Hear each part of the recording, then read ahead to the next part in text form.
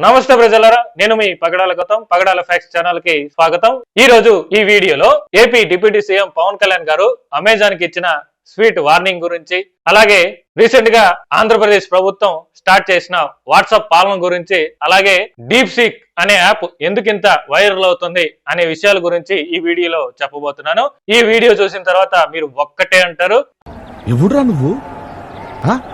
ఆలోపు ఇంకా ఎవరైనా ఈ ఛానల్ ని సబ్స్క్రైబ్ చేయకపోతే సబ్స్క్రైబ్ చేయండి, లైక్ చేయండి. అలాగే ఈ వీడియో ఎలా అనిపించిందో తప్పకుండా కామెంట్ చేయండి. ఇంకా లైక్ చేయకుండా వీడియోలోకి వెళ్ళిపోదాం. ముందుగా ట్రెండింగ్ నెంబర్ 1, ఆంధ్రప్రదేశ్ ప్రభుత్వం కొత్తగా వాట్సాప్ పాలన అనే సర్వీసెస్ ను ప్రారంభించింది. దీని ద్వారా మనకు కావాల్సిన సర్టిఫికేట్స్, ఏదైతే క్యాట్ సర్టిఫికేట్ గానీ, బర్త్ సర్టిఫికేట్ గానీ, లేదా భూమికి సంబంధించిన సర్టిఫికేట్స్ కానీ ఈ వాట్సాప్ ద్వారా పొందవచ్చు. అయితే ఎలా ఈ సర్టిఫికేట్స్ ను తీసుకోవాలంటే, ఇక్కడ స్క్రీన్ మీద కనిపిస్తుంది కదా 9552300009, ఈ నంబర్ కి మనం వాట్సాప్ లో హాయ్ అని పెడితే వాళ్ళు ఒక నోటిఫికేషన్ పంపిస్తారు, మీ సర్వీసెస్ ని ఎంచుకోండి అని. సో అక్కడ ఎంచుకొని మనకి ఏ రకంగా సర్టిఫికేట్ కావాలో అక్కడ మనం తీసుకోవచ్చు. ప్రస్తుతానికి అయితే వీళ్ళు పేరుకి 161 సర్వీసెస్ స్టార్ట్ చేశామన్నారు కానీ అక్కడ 9 సర్వీసెస్ మాత్రమే చూపిస్తుంది. కరెంటు బిల్లులు పే చేయాలన్నా, లేదా AP RTC seats tickets book చేసుకోవాలన్నా, లేదా ఏదైనా టెంపుల్ కి, ఒక తిరుమలకి తప్పితే మిగతా అన్ని గుడులకి టికెట్స్ బుక్ చేసుకోవాలన్నా ఇందులో బుక్ చేసుకోవచ్చు. దాంతో పాటు పోలీసులకు కంప్లైంట్ చేయాలన్నా, రెవెన్యూకి సంబంధించిన సర్టిఫికేట్స్ తీసుకోవాలన్నా ఇందులో తీసుకోవచ్చు.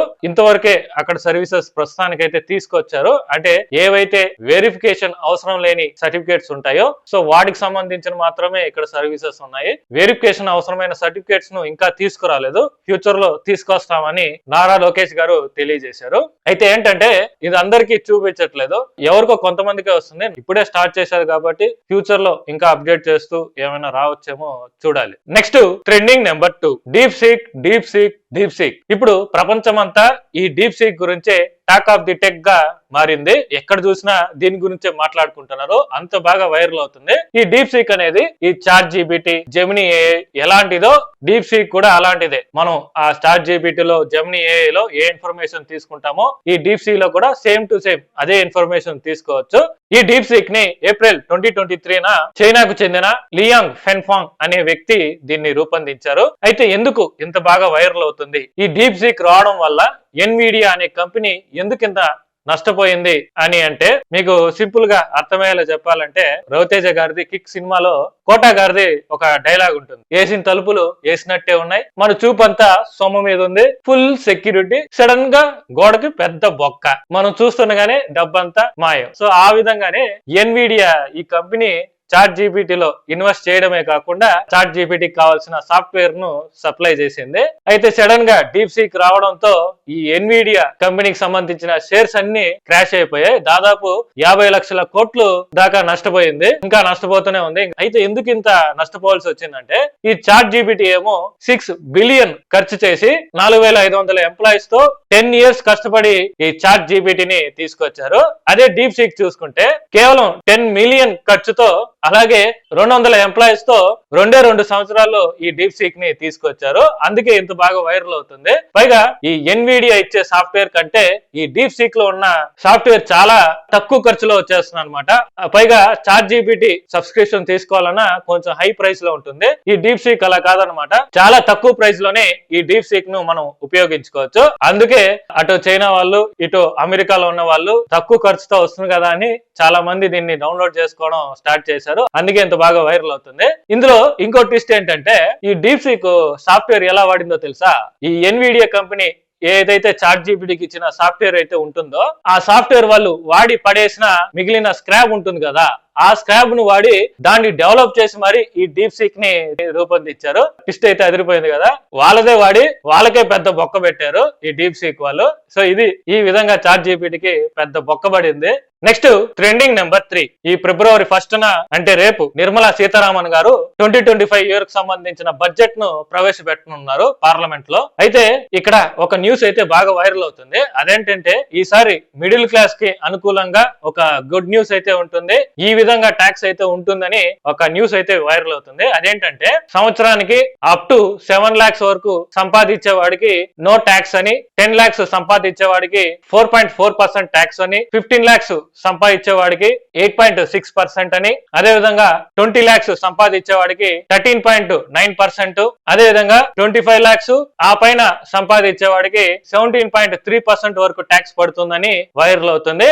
ఇది ఎంతవరకు నిజమో రేపు February 1st ప్రవేశపెట్టే బడ్జెట్ లో తెలుస్తుంది. అయితే ఇక్కడ ఏంటంటే ఒక ఆయన ఎవరో తెలియదు కానీ ఒక ఆయన ఒక కామెంట్ అయితే చేశాడు ఎక్స్ లో. నేను యాక్చువల్ గా ఒక బిజినెస్ చేస్తూ ఉంటాను, దానికి సంబంధించి నేను సంవత్సరానికి 31% వరకు ట్యాక్స్ కడుతున్నాను. అయినా నేను కార్ కొనడానికి వెళ్తే అక్కడ నాకు 48% ట్యాక్స్ పడింది. అందులో స్టేట్ జిఎస్టీ 14%, సెంట్రల్ జిఎస్టీ 14%, మళ్ళీ అందులో జిఎస్టీ చెస్ అని దానికి మళ్ళా 28% ఎక్స్ట్రా అని, ఇలా టోటల్ గా 48% నేను ట్యాక్స్ కట్టాల్సి వచ్చింది కార్ కొనడానికి. ఇది ఎక్కడ దోపిడో నాకు అర్థం కావట్లేదు.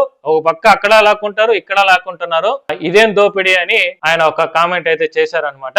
మరి ఇది నిజమే కదా, ఇక్కడ ఇచ్చినట్టే ఇచ్చి లాగేసుకోవడం ఏంటో అది అర్థమే కాదు. సో దీని మీద మీరేమంటారో తప్పకుండా కామెంట్ చేయండి. నెక్స్ట్ ట్రెండింగ్ నెంబర్ 4, మీరు లవ్ లో బ్రేకప్ అయ్యారా? అయితే మీకు ఖచ్చితంగా జాబ్ వచ్చినట్టే. ఎలా అంటారా? ఈ క్వాలిఫికేషన్ ఉంటే మీకు వచ్చినట్టే. రీసెంట్ గా బెంగళూరుకు చెందిన టాప్ మేట్ అనే కంపెనీ చీఫ్ డేటింగ్ ఆఫీసర్ అనే పోస్ట్ కు ఒక నోటిఫికేషన్ అయితే రిలీజ్ చేసింది. అందులో ఈ విధంగా క్వాలిఫికేషన్ ఉండాలి అని వాళ్ళు ఒక కండిషన్ అయితే పెట్టారు. అదేంటంటే మీకు ఎడ్యుకేషన్ క్వాలిఫికేషన్ లేకపోయినా పర్లేదు, మీరు ఖచ్చితంగా లవ్ లో బ్రేకప్ అయి ఉండాలి, దాంతో పాటు 2-3 డేటింగ్ యాప్స్ వాడిన ఎక్స్పీరియన్స్ అయితే ఉండాలి, అలాగే డేటింగ్ లో ఉన్న టర్మ్స్ అండ్ కండిషన్స్ ఖచ్చితంగా తెలిసి ఉండాలి. ఈ క్వాలిఫికేషన్ ఉంటే చాలు, జాబ్ ఖచ్చితంగా ఇస్తాం, ఈ క్వాలిఫికేషన్ ఖచ్చితంగా అయితే ఉండాలి అని వాళ్ళు నోటిఫికేషన్ అయితే పెట్టారనమాట. దీంతో సోషల్ మీడియాలో బాగా వైరల్ అవుతుంది. నెక్స్ట్ ట్రెండింగ్ నెంబర్ 5, మీరు క్రెడిట్ కార్డ్ బిల్లు కట్టకుండా మర్చిపోయారా? అయితే వెంటనే వెళ్ళి కట్టేయండి. ఒకవేళ లేట్ అయింది అనుకోండి, దానికి వడ్డీ, చక్రవడ్డీ, అమ్మ వడ్డీ, నాన్న వడ్డీ, ఇలా అన్ని రకాల వడ్డీలు పడి నోటీసులు పంపిస్తారు. రీసెంట్ గా ఇలానే ఒక ఆయనకి క్రెడిట్ కార్డు బిల్లు కట్టకుండా మర్చిపోవడంతో ఆయన ఎంతైతే యూజ్ చేశారో దానికి వడ్డీల మీద వడ్డీలు వేసి 22 లక్షలు కట్టాలని బిల్లు అయితే పంపించారు. ఇంతకీ ఆయన ఎంత వాడాడో తెలుసా? ఎప్పుడో ఆయన 2007 లో ఏదో ఒక షాప్ లో క్రెడిట్ కార్డు వాడి 299 రూపీస్ తో ఏదో షాపింగ్ చేశాడంట. అయితే ఆ తర్వాత దాని గురించి మర్చిపోయాడు, తక్కువ అమౌంటే కదా ఏం కడతాంలే అనేసి దాని గురించి మర్చిపోయాడు. అయితే వాళ్ళు ఏం చేశారంటే ఆ బ్యాంక్ వాళ్ళు దానికి వడ్డీ, చక్రవడ్డీ, అమ్మ వడ్డీ, నాన్న వడ్డీ, అన్ని రకాల వడ్డీలు, ఆ తర్వాత లేట్ ఛార్జీలు, ఇంకా జిఎస్టీ ట్యాక్స్ అని ఏదో ఉంటుంది కదా, అవన్నీ కలిపి ఈ 2025 లో 22 lakhs వరకు కట్టాలని నోటీస్ పంపించారు. సో ఏం తప్ప ఇంత వచ్చింది, నేను ఎందుకు వాడాను, ఎక్కడ వాడాను అనేది చూసుకుంటే ఆ తర్వాత గుర్తొచ్చిందంట,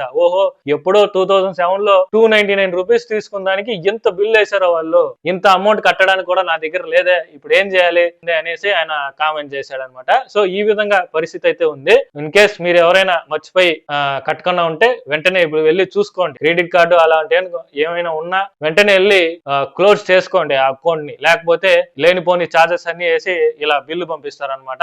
నెక్స్ట్ ట్రెండింగ్ నెంబర్ 6, రీసెంట్ గా సోషల్ మీడియాలో ఒక వీడియో అయితే బాగా వైరల్ అవుతుంది. అదేంటంటే చైనాకు చెందిన హెనాన్ మైన్క్రేన్ అనే కంపెనీ, ఆ కంపెనీలో పనిచేసే స్టాఫ్ కు బోనస్ ఇచ్చే విషయంలో కొంచెం డిఫరెంట్ గా ఆలోచించి వాళ్ళు ఏం చేశారంటే ఆ కంపెనీ ఓనరు 70 కోట్ల వరకు డబ్బును తీసుకొచ్చి ఒక టేబుల్ మీద పరిచాడు. ఇప్పుడు ఆ కంపెనీలో ఉన్న స్టాఫ్ ను ఒక 30 టీమ్స్ గా డివైడ్ చేసి ఆ టీమ్ లో ఒక్కొక్క ఇద్దరిని బయటికి రామని, ఈ టేబుల్ మీద పరిచిన డబ్బును 15 minutes లో ఎంతైతే లెక్కిస్తారో అంత అమౌంట్ మీ టీమ్ కు బోనస్ గా ఇస్తానని ప్రకటించారనమాట. సో ఈ విధంగా ఒక వ్యక్తి అయితే 11 లక్షల వరకు లెక్కించారు. సో ఆ తర్వాత ఆ టీం ఆ 11 లక్షలను పంచుకునింది బోనస్ గా. సో ఇలా ఉన్నారు పక్క దేశాల్లో వాళ్ళ ఎంప్లాయీస్ కి వాళ్ళ టైం అండ్ కష్టానికి వాల్యూ ఇస్తూ ఈ విధంగా వాళ్ళు బోనస్లు గానీ ఇస్తున్నారనమాట. మన దేశంలో కూడా ఉన్నారు కొంతమంది 70 గంటలు పనిచేయాలి, 90 గంటలు పనిచేయాలి అంటారు, కానీ ఆ కంపెనీలో ఉన్న స్టాఫ్స్ కి ఎటువంటి ఇంక్రిమెంట్స్ ఉండవు, ప్రమోషన్స్ ఉండవు, శాలరీ హైక్స్ ఉండవు.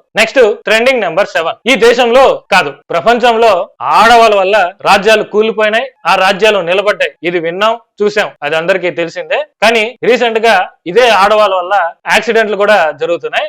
అందరూ కాదనుకోండి, కొంతమంది. సో ఇలానే ఒక ఆవిడ కేరళలో రోడ్ క్రాస్ చేస్తూ అటు ఇటు బండ్లు వస్తున్నాయా లేదా అని చూసుకోకుండా డైరెక్ట్ గా వచ్చేసింది. అటుగా బుల్లెట్ బైక్ లో వచ్చిన ఒక వ్యక్తి ఎక్కడ గుద్దేస్తానేమో అని సడన్ బ్రేక్ వేసాడు. ఇలా సడన్ బ్రేక్ వేయగానే వెనకాల వస్తున్న బస్సులు కూడా ఒకదానికొకటి గుద్దుకున్నాయి అనమాట. ఇలా సో ఇలా ఉండారు. కొంతమంది అయితే ఆత్రంగా వచ్చేస్తుంటారు చూసుకోకుండా. సో వాళ్ళ వల్ల వాళ్ళకే కాదు మిగతా వాళ్ళకి కూడా ప్రమాదాలు జరుగుతున్నాయి. రోడ్ క్రాస్ చేసేటప్పుడు కొంచెం అటు ఇటు చూసుకొని మరి రోడ్ క్రాస్ చేసుకోండి, లేకపోతే మీకే కాదు అందరికీ ప్రమాదాలు జరుగుతాయి. Next trending number 8. రీసెంట్ గా AP deputy CM Pawan Kalyan garu Amazon కు ఒక స్వీట్ వార్నింగ్ ఇస్తూ ఎక్స్ లో ట్వీట్ అయితే చేశారనమాట. అదేంటంటే ఈ మధ్య కాలం నుంచి అమెజాన్ గిఫ్ట్ కార్డ్ పేరుతో దోపిడీ జరుగుతోంది.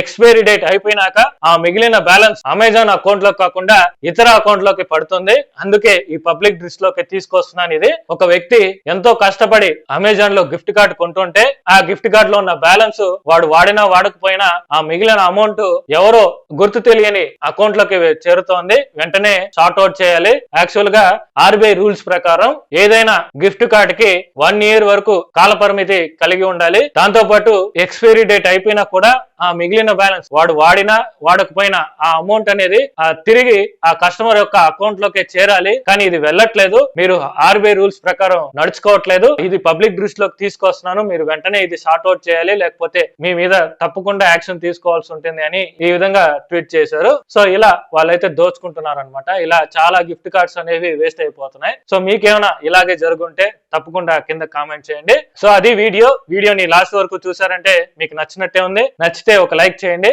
అలాగే మీరు ప్రీవియస్ వీడియోస్ చూడాలంటే మన ఛానల్లో అప్లోడ్ అయినాయి. ఇక్కడ ఒక లింక్ అయితే వస్తున్నాయి. సో దాన్ని క్లిక్ చేసి మీరు చూడొచ్చు. ఇన్ కేస్ నేను లాస్ట్ వీక్ ఢిల్లీలో జరిగిన భారత్ మొబిలిటీ ఈవెంట్ గురించి ఒక వీడియో చేశాను. అక్కడ ఏం చూశాను, ఎటువంటి టెక్నాలజీ వచ్చింది, ఏవే కొత్తగా వస్తున్నాయి అనే దాని గురించి నేను ఒక వీడియో చేశాను.